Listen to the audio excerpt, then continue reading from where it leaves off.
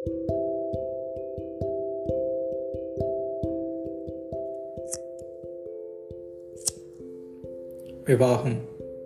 దండపాణి అనే శాక్యవంశీయుడొకడు ఉండేవాడు. అతని పుత్రిక యశోధర. అందచందాలకు సత్యలీలతకు ఆమె పెట్టింది పేరు. యశోధరకు 16 ఏళ్ల వయసు రాగానే ఆమె వివాహం గురించి దండపాణి ఆలోచిస్తూ ఉండేవాడు. సాంప్రదాయపరంగా తన ఇరుగు పొరుగు క్షత్రియ యువకులందరికీ తన కుమార్తె స్వయంవర ఆహ్వాన పత్రికలు పంపాడు దండపాణి. సిద్ధార్థ గౌతమునికి కూడా ఒక ఆహ్వాన పత్రిక అందింది. సిద్ధార్థ గౌతమునికి 16 ఏండ్లు నిండాయి. అతని తల్లిదండ్రులు కూడా అట్లాగే అతనికి పెళ్లి చేయాలని ఉవ్విళ్ళూరుతున్నారు. స్వయంవరానికి వెళ్ళి యశోధరను పాణిగ్రహణం చేయమని అతనిని కోరారు. తన తల్లిదండ్రుల కోరిక తీర్చడానికి అతడు అంగీకరించాడు. యువకులందరిలోనూ సిద్ధార్థ గౌతముణ్ణి యశోధర ఎన్నుకుంది. దండపాణి దీనికి అంతగా సంతోషించలేదు. వీరి వైవాహిక జీవితం ఫలప్రదమవుతుందా అనే సందేహంలో పడిపోయాడు. ఎందుకంటే సిద్ధార్థుడు సన్యాసులు ఋషుల సాంగత్యానికి అలవాటు పడిపోయాడు. అలాంటప్పుడు అతడు ఒక గృహస్థునిగా ఎలా నెగ్గగలడు?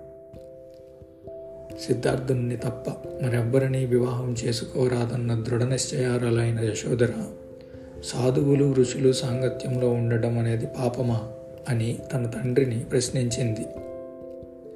ఆమె అలా భావించలేదు. సిద్ధార్థ గౌతముని తప్ప మరెవ్వరినీ వివాహం చేసుకోనన్న తన కుమార్తె నిశ్చయాన్ని విన్న యశోధర తల్లి దండపాణిని అందుకు అంగీకరించమని కోరింది. దండపాణి అంగీకరించాడు. గౌతముని ప్రత్యర్థులు నిరాశపడటమే కాక అవమానింపబడినట్లుగా భావించుకున్నారు. ఆమె ఎంపికకై యశోధర ఏదైనా వరపరీక్ష పెడుతుందని వారు ఆశించారు. కానీ ఆమె అలా చెయ్యలేదు. సిద్ధార్థ గౌతముని ఎన్నుకోవడానికి దండపాణి అంగీకరించాడు కాబట్టి వారి ప్రయోజనం నెరవేరుతుంది అని తలపోస్తూ వారందరూ ఆ సమయాన మిన్నక ఊరుకొని ఉన్నారు. దండపాణి విఫలుడవ్వడంతో వాళ్ళు విలువిద్య నైపుణ్యంలో పరీక్ష పెట్టాలని గట్టిగా సాధికారంగా అడిగారు. దండపాణికి ఒప్పుకోక తప్పలేదు. ప్రథమంగా సిద్ధార్థుడందుకు సమాయత్తపడలేదు. కానీ అతని తిరస్కారం వలన తన తండ్రికి అతని కుటుంబానికి యశోధరకు ఎంత అపఖ్యాతి కలుగుతుందో అతని రథసారథి అయిన చన్నుడు వివరించి చెప్పాడు. చన్నుడి మాటలకు ప్రభావితుడై సిద్ధార్థ గౌతముడు ఆ పోటీలో పాల్గొనడానికి అంగీకరించాడు. పోటీ మొదలయ్యింది. ప్రతి ఒక్కరూ వారి వారి విలువిద్య కౌశలాన్ని ప్రదర్శించారు. చివరికి గౌతముని వంతు వచ్చింది. కానీ అతనిదే అత్యున్నత శ్రేణికి చెందిన నిపుణత్వం.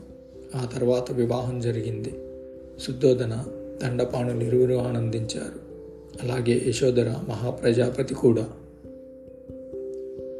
వైవాహిక జీవనం కొన్నేళ్ల పాటు సాగిన తర్వాత యశోధర ఒక కుమారునికి జన్మించింది.